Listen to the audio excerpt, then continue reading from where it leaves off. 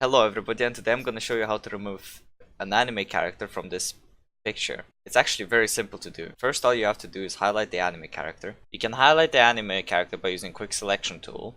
You can also use something that's called the pen we're going to be using right now. So the pen tool is a bit more trickier because you gotta get your hands dirty on it. But you basically click all the outlines of the anime character. There we go. Now where you're finished, you just right click and click on make selection. Now that you have made a selection, you click on select, modify, expand by 2 pixels or 3, however you want. Usually 2 pixels if it's a very small picture.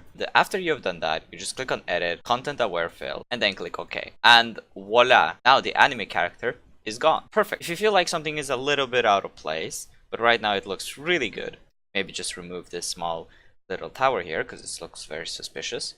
What we can use then is just use the clone stamp. So we're just gonna use the clone stamp tool to clone this area, then put it in here, like that. There we go. Now it looks perfect, nothing happened. There we go. Now that's without, that's with. And you see our anime character is completely gone. Feels good, man. And that's how you remove a anime character from a picture.